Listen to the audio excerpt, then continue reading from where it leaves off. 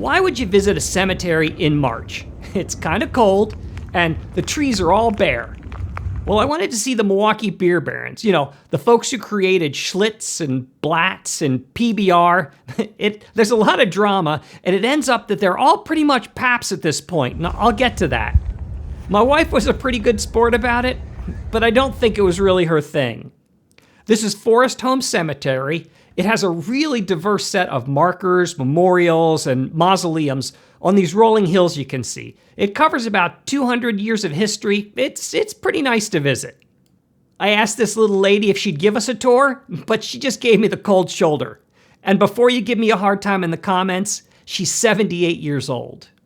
They make their own honey, which I'd suggest getting if you visit. It's so good, it's to die for. There are lots of famous folks here, but as I said, we were there to look for the Milwaukee beer barons. The first is C.T. Melms. He has a newly installed, pretty simple marker. I've noticed that stone markers only last about 200 years. So make a note of that. If you want yours to last longer, you should probably think about some sort of a metal alloy. His beer isn't famous now, but it was in the 1800s. He died in February of 1869 from an infected needle, which sounds pretty terrible. He's also important because his brewery was sold to Jacob Best. So let's go on to his grave, number 2. It's another simple marker. I had never heard of Best Brewing either, but I found out I really had. In addition to buying Melms Brewery, he started his own with his son in 1844. But they left and started Miller Brewing, which you've probably heard of. I bet that would make for really interesting holiday gatherings. Then the drama really starts, because Jacob Best's daughter, Maria here, married Frederick Pabst, who eventually renamed the brewery after himself, creating the famous Pabst Blue Ribbon. With as big a deal as he was and Pabst beer has become, I'm really surprised how understated his marker is, because here we have a pretty grand neoclassical mausoleum for Valentin Blatz. He also married into some of his wealth by hitching up with Louisa Braun, who was the widow of brewer Johann Braun. I couldn't find Johann Braun's grave, but he died being thrown from a beer truck, which doesn't exactly sound like an accident, but they never pinned it on Blatz. Eventually, Blatz Brewery was bought out by Pabst.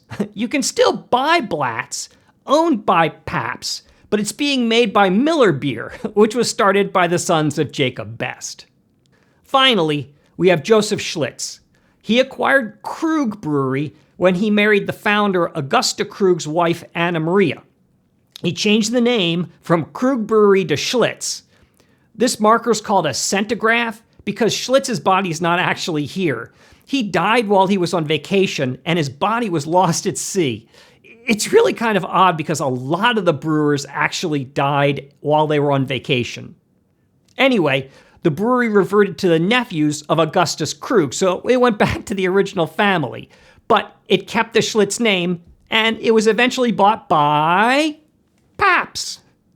So if you're following the story, after some unusual deaths, a couple of hostile takeovers, and maybe some related marriages, we have Melms, which becomes Best, which becomes Pabst. We have Braun, which becomes Blatz, which becomes Pabst. And finally, we have Krug, which becomes Schlitz, which becomes Pabst. And funny enough, Pabst doesn't make any of their own beer anymore. They don't even own any breweries. They contract it all out to Miller and Anheuser-Busch and Beer City. It's like following the Game of Thrones. You can't have a favorite character for more than a couple episodes. Anyway, if you enjoyed this video, why don't you please give it a like down below, maybe toss in a couple of comments, think about even subscribing, and I'll see you in the next one.